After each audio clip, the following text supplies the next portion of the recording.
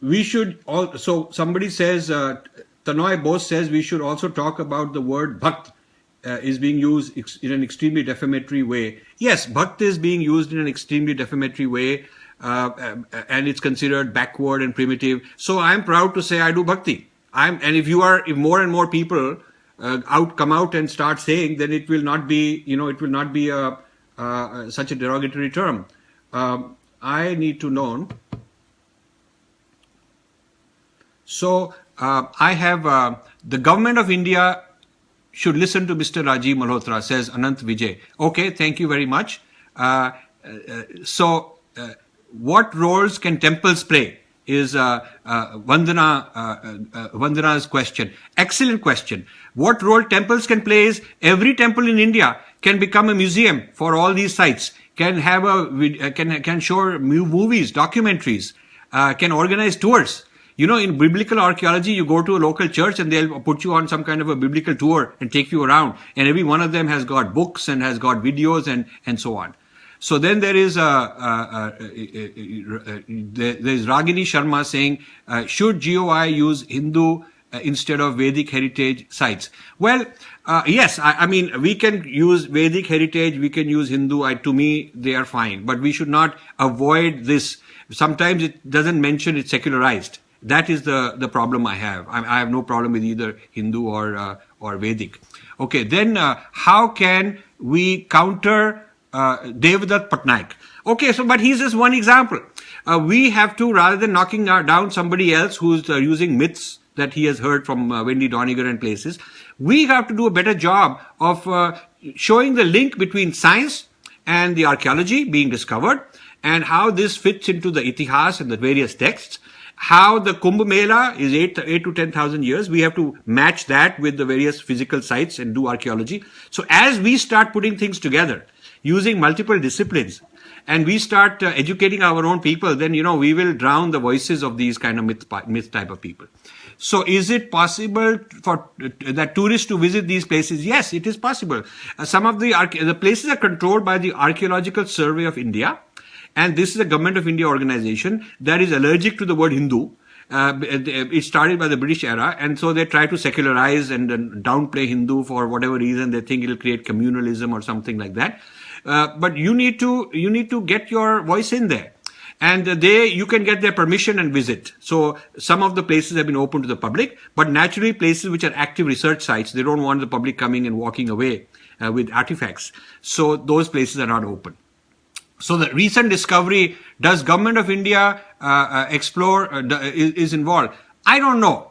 I mean, what I know is that this Mahendra Parvat has been sort of taken over by Australian and European and American archaeologists. They're sort of taken over and worked out some deal with the Cambodian government. Maybe Indian government is involved, maybe not. I'm not aware. So I think people are saying, would you like to write a book? Well, the thing is, I can't be the only one writing these books, I mean, I'm getting old and I can just tell you what I know, a lot of things that will be unwritten by me and others have to get involved. Another question is, should the Government of India remove control over the temples? Of course it should do that. Because, you see, the thing is that when some site is discovered, ancient site, and that is a mandir, and there's a deity, and there is a fire altar, all of that stuff, it should be turned over to some Hindu organization to operate it. They should start doing pujas again. Why not? So to treat them as a secular archaeological site means that the sacredness is not allowed. Okay, so somebody says we've known about Dwarka for a while. We know that it's a few kilometers from the coastline. How do we overcome the fact that it is in the ocean? Well, there are submarines for archaeologists.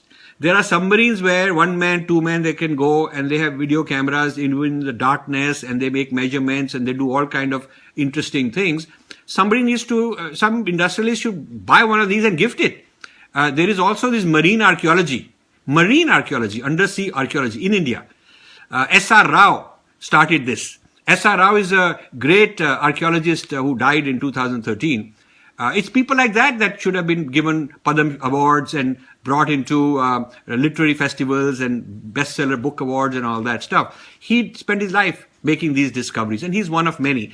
These people are known to their colleagues as great thinkers, but beyond that, we haven't given them the recognition. Now, there is a lot of questions.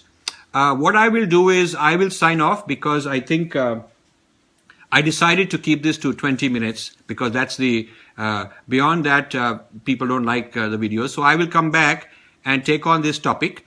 I will go and read your comments online and take on this same topic, come back in a few days and address your questions. So keep entering comments on the page, and I will scan through, pick, the few big ones, main important ones, and come back to you with another session where I will actually focus entirely on answering your questions. All right. And till then, namaskar to all of you, and thank you so much for listening. और हमारे देश के लिए अगर सबसे बड़ी एक समाज की मन में एक आवश्यकता है तो हमारी सोसाइटी हिस्ट्री कॉन्शियस होनी चाहिए. इतिहास को भुला देने वाली समाज व्यवस्था नहीं होनी चाहिए.